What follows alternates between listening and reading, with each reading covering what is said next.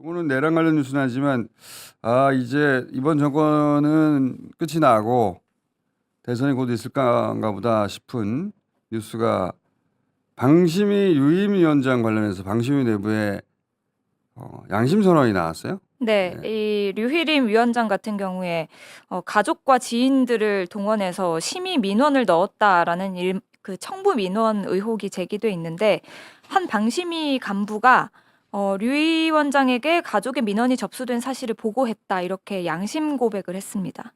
자, 이것도 이제 현안 질의를 보면 금방 이해하거든요. 현안 질의까지 보고 안기령 앵커는 보내고 최민희 의원하고 통화하는 것으로. 자, 현안 질의까지 봅시다. JTBC 뉴스룸 민원인 관련 보고라는 보고서 작성했죠? 맞습니다. 누구한테 보고했습니까? 옆에 있는 전 종편 보도채널 팀장인 장경식 팀장에게 보고했습니다. 장경식 증인, 김종인 증인에게 받은 보고서 류희림에게 보고하러 갔다 와서 장경식 증인이 다른 사람들에게 위원장이 잘 찾았다고 극찬했다라고 말씀하신 일이 있습니까? 네, 맞습니다. 네. 그동안에는 류희림 위원장에게 보고하지 않았다고 하셨잖아요. 그런데 오늘 그동안의 증언과는 다른 말씀을 하셔서 제가 좀 당황이 되는데요. 작년 6월, 7월, 9월, 10월 총 5차례 현안 질의하고 청문회 등을 통해서 이렇게 진술을 하게 되었는데요.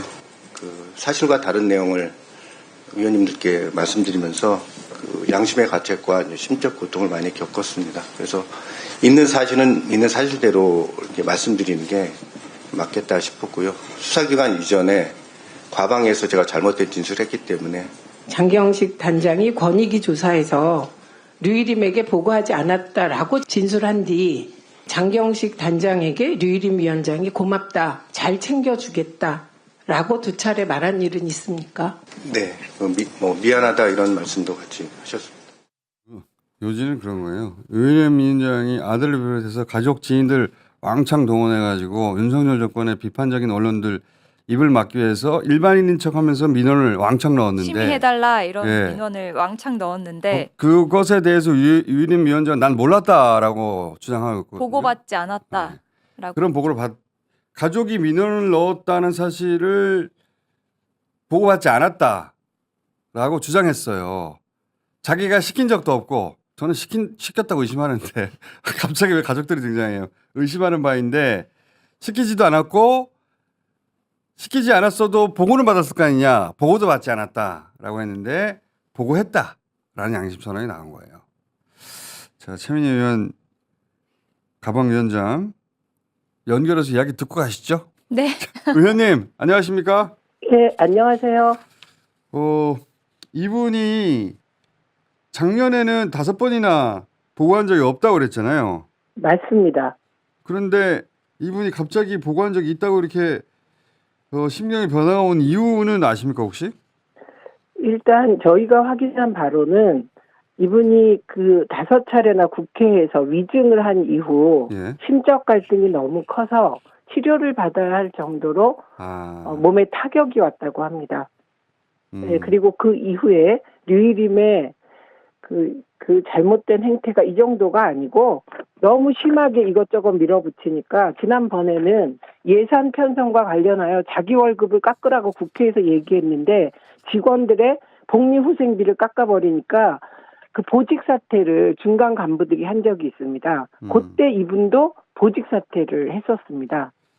그리고 보직 사퇴를 한 데 대한 저희가 보기엔 보복 인사를 당하기도 한 것 같습니다. 강원도로 전출되었습니다. 아무튼 강원도로 보내버렸어요. 자기를 위해서 거짓말까지 했는데. 자, 이게 이제 거슬러 올라가면 예를 들면 JTBC 같은 곳에 누군가가 제 민원을 접수했어요. 수십 건을. 네. 근데 알고 봤더니 가족이야. 그런데 이 가족이라는 사실을 방심위 내부의 직원이 차단한 거죠. 그렇습니다. 차단했죠. 예, 그렇습니다. 차단해가지고 보고를 했다는 거죠. 네, 그게 보고서까지 있습니다. 직원이 JTBC 뉴스룸인데 이게 그 유명한 김만배 신앙님 관련 보도입니다. 아하. 그런데 보고서 내용이 위원장님 형제분으로 추정되는 류땡땡 씨 이름이 너무 특이해서 의심하게 된 거거든요. 이게 류희림도 특이하고 류희 X도 특이하잖아요. 설마 하고 찾아본 거예요, 보니까. 예, 그래서 찾아봤는데 이분이 또 무슨 선비와 관련한 무슨 모임을 해가지고 예. 금방 찾아진 겁니다. 검색해가지고. 예, 검색해서 찾아서 이거 큰일 났다. 이게 왜 문제가 되냐면 청부 민원에 대해서는 거짓말을 하면 찾아내기가 힘든데 만약에 동생이 민원 신청을 했다면 이건 이해충돌이기 때문에 그쵸. 즉시 사내에도 신고하고 이게 이해충돌법에 걸리기 때문에 심의를 회피해야 됩니다. 예. 회피하지 않으면 이해충돌법 위반이에요. 예, 그렇기 때문에 이 사람은 이건 위원장의 동생이나 뭐 어쨌든 친척이다. 그래서 보고서를 작성하고 이걸 어제 양심 고백을 한 장모 단장에게 보고를 한 겁니다. 근데 이게 장모 단장이 보니까 심각하잖아요. 그렇죠. 그래서 위원장에게 올라가서 보고를 한 겁니다. 그랬더니 위원장이 참 잘했다. 뭐 이렇게 얘기가 됐는데 갑자기 어느 순간부터 류일임이 부정하고 장모 단장도 보고한 적 없다. 이렇게 5차례나 위증을 하게 됐었습니다. 처음에 이렇게 유희 X로 끝나는 한 사람 찾아서 시작된 건데 네. 그래서 설마 하고 찾기 시작했더니 온 가족이 다 나왔죠. 예, 가족이 뭐 처제까지 나왔고요. 아들 처제, 나왔고요. 맞아. 처제 아들. 똑같은 걸 예, 복사해서 가족으로 붙여넣기. 그친 게 아닙니다. 지인들 그리고 심지어 현직 방송인도 있었습니다. 직원들도 나왔죠. 회사에 예, 직원도 과거에 나오고. 일했던 곳의 직원 뭐 이런 식으로 그래서 총 처제가 제일 40명, 재밌었어요. 처제. 예, 처제도.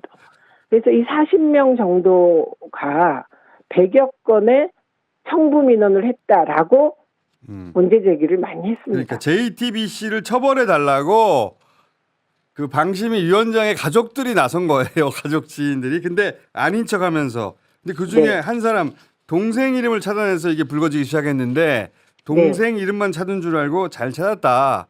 칭찬 하고 나서 그냥 그 심의를 해버렸죠. 자기가 주관해가지고. 네, 관련 심의에 참여하고 징계 때리고 이게 방심위 역사상 있을 수 없는 건데요. MBC, JTBC 등 4개 언론사에 이게 과징금을 수천만 원씩 때립니다. 네. 그런데 지금까지도 인정 안 하고 있잖아요. 그러면 가족들이 갑자기 서로 떨어져 있다가 그리고 전 직원들이 똑같은 내용인데 네. 도대체 어디서 받아가지고 이걸 똑같은 내용을 일시에 다 했다는 거예요. 근데 웃기는 류일임 게 위원장이 시킨 게 아닐까라고 사람들을 의심할 수 네. 있잖아요. 예, 맞습니다. 근데 웃기는 게 복붙이라는 건데요. 그렇죠. 내용이 다 예를 똑같아요. 들면 내용이 같을 뿐만 아니라 오타까지 같다는 겁니다. 그러니까요. 복수한 건데 누가 시킨 건데 건네주고 네. 누가 했는지 모르지만 참 뻔뻔합니다. 이 윤석열 정부에서 벌어지는 방송 쪽의 행태는요. 이진숙뿐만 아니라 류희림 이 두 사람은 그 대학도 동기는 아닌데 같은 학교 나왔어요. 네. 그래서 이 둘의 행태는 전대미문 상상 초월입니다. 상상 초월이죠. 예. 예. 자, 그런데 한 번 더 하고 있잖아요. 방심 위원장. 스스로 방송통신심의위원장 셀프 재임명됐다. 이렇게 비아냥 받고 있습니다. 문 걸어 잠그고 회의를 했거든요. 가방에서 곧 유일임 방심위원장 부르겠네요.